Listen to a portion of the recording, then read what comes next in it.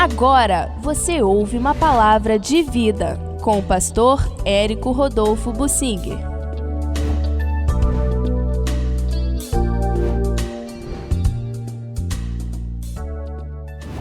A atuação do apóstolo Paulo em Éfeso como modelo para nós. Isso está no capítulo 20 de Atos dos Apóstolos. O apóstolo Paulo estava com pressa de ir para Jerusalém.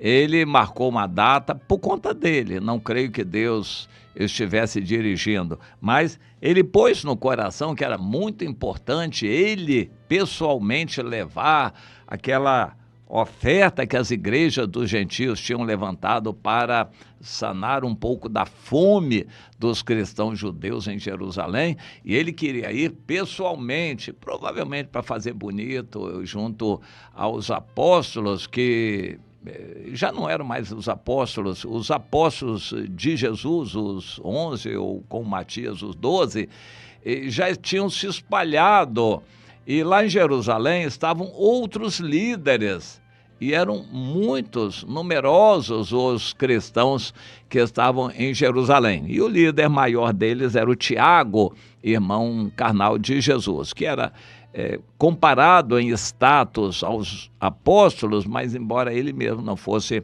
um apóstolo. E então Paulo, querendo ir depressa para Jerusalém, resolveu não entrar em Éfeso, porque ele tinha passado 3 anos e meio em Éfeso, e ali ele tinha feito muitos discípulos, o evangelho tinha se espalhado, e em nenhum momento a gente tem na Bíblia noção do número de pessoas. Isso não é mencionado, isso é muito importante. Hoje há igrejas que praticam a numerolatria, adoração do número. Eu venho desse ambiente, eu conheço isso muito bem. Como é que foi a reunião? Foi ótima, teve 500 pessoas lá. Como é que foi a reunião? Olha, foi ruim, só tinha 50 pessoas. A numerolatria, infelizmente, enche a cabeça das pessoas em nossos dias, porque é a linguagem do mundo. Uma manifestação, 50 pessoas, fechou o trânsito, mas só 50 pessoas. Não é nada. Não, mas foram 2.000 pessoas e aí a coisa foi séria. O mundo trabalha dessa maneira. O apóstolo Paulo nunca mencionou o número de membros da igreja em Éfeso. Esses dias alguém diz, puxa, nós estamos num progresso, a igreja num ano passou de 100 para 400 membros, olha que sucesso. Aí eu me lembrei que eu já passei por isso também, quando eu trabalhava com o pastor Eloy. E ele começou o trabalho, eu fui trabalhar junto com ele, peguei do início, no período de um ano também passou de 100 para 400 pessoas, e eu experimentei isso, eu vi como é que é o ativismo, mas o apóstolo Paulo não mencionava número de pessoas, mas sabia-se que era muita gente. Então, se ele fosse parar em Éfeso, cumprimentar cada irmão, demoraria muito tempo. Ele, querendo aproveitar o tempo, chegou no lugar perto de Mileto e mandou recado para chamar os presbíteros de Éfeso para estarem com ele lá em Mileto, e fez uma reunião só dos líderes, os considerados presbíteros. Isto é uma palavra que vem do grego presbúteros, que quer dizer anciãos, são os líderes. E também não se sabe quantos foram, dezenas, centenas. Eles representavam a igreja toda em Éfeso. E a despedida do apóstolo Paulo, em princípio para sempre, eles nunca mais veriam o seu rosto. Essa despedida foi de toda a igreja, mas falando para os líderes, os presbíteros. E aí Paulo faz um apanhado, um histórico da sua atuação em Éfeso, que foi muito importante para nós. Talvez se ele tivesse ido a Éfeso, reunir os irmãos todos numa praça, falar para todos, naquela época não havia alto-falante, esta massa humana era muito relativa. Mesmo que reunisse 5.000 pessoas, as 5.000 pessoas não ouviriam a Paulo Então não adiantava reunir 5 ou 50 mil pessoas, não ouviriam. Os líderes eram menos e passariam, tanto é que registrado e ficou registrado na Bíblia, mas isso é muito importante. Paulo, o que falou ficou registrado na Bíblia, que, no meu entender, teve muito mais valor do que se ele falasse para milhares em Éfeso, entendeu? Então ele começa dizendo, pois é, vocês sabem muito bem como é que foi a minha estada entre vocês durante todo esse tempo em que eu estive aqui na Ásia, desde o primeiro dia servindo ao Senhor com toda humildade, com lágrimas e provações que pela cilada dos judeus me sobrevieram.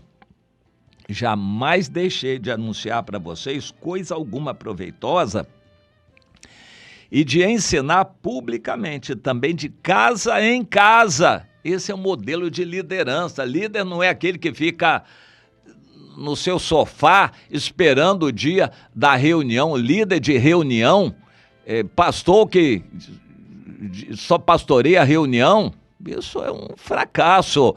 Ele é aquele que está em contato com os liderados todos os dias. E hoje as redes sociais facilitam isto, estar em contato com os liderados todos os dias.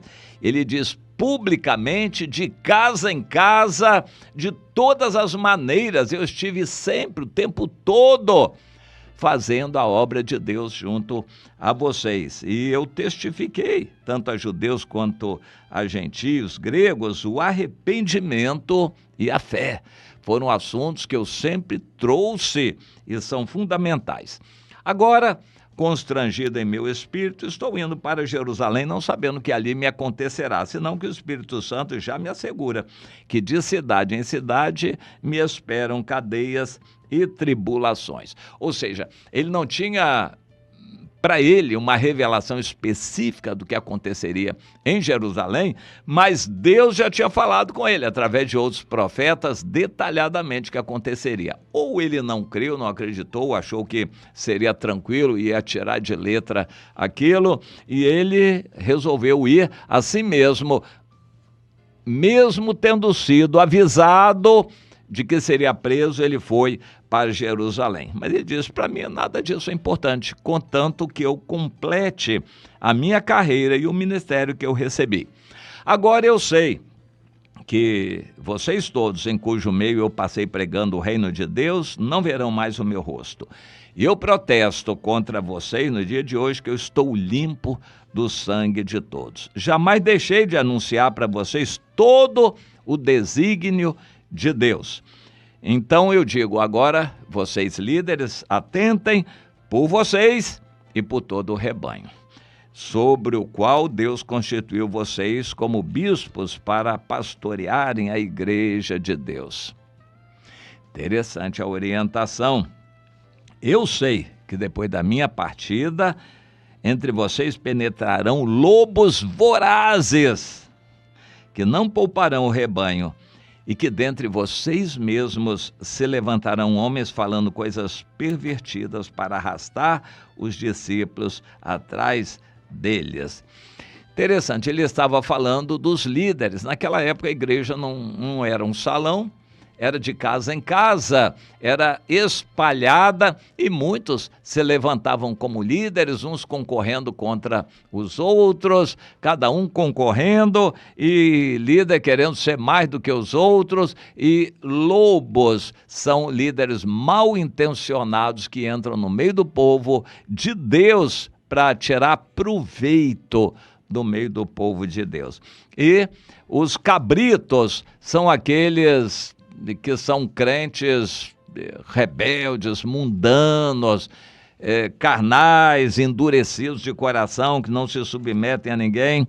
Pois é, esses dois tipos, lobos obreiros mal intencionados e irmãos rebeldes, estarão perturbando o ambiente de vocês. Portanto, lembrem, 3 anos, noite e dia, eu estive entre vocês com lágrimas, não deixando de admoestar a cada um.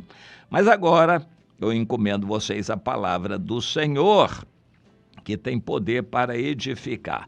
Vocês se lembrem que eu não cobicei nada de ninguém, nem prata, nem ouro, nem vestes, não fiz a obra de Deus para receber nada.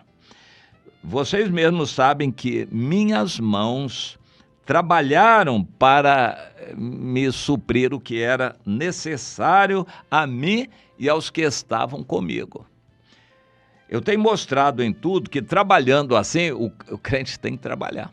Trabalhando assim, é necessário socorrer os necessitados e recordar as palavras do próprio Senhor Jesus, que mais bem-aventurado é dar do que receber.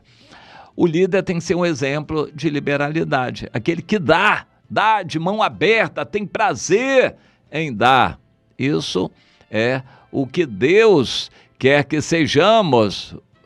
Você conhece líderes assim, que têm alegria em dar, que contribuem com alegria, liberalidade, dão muito. Este foi o exemplo de Paulo em Éfeso e aqui ele lembrou. E graças a Deus, porque ele cometeu esse, digamos assim, deslize de falar isso e ficar registrado, porque se viu de modelo para nós. E é assim que Deus quer que sejamos. Um líder que visita todos os dias, que procura saber o que acontece com os liderados, que ama os liderados, está pregando, ele vai junto com os liderados pregar, para buscar os afastados, evangelizar os que ainda não são. Isto é o modelo para nós. É assim que Deus nos quer. Deus não quer líder acomodado dentro de casa esperando o dia da reunião. Pois é, entenda isto e faça a sua parte. Você quer seguir os bons modelos, os bons exemplos, ou quer ser um crente acomodado na frente da televisão? Como você quer ser diante do Senhor? Pense nisto, lembre essas coisas e direcione a sua vida para aquilo que é importante.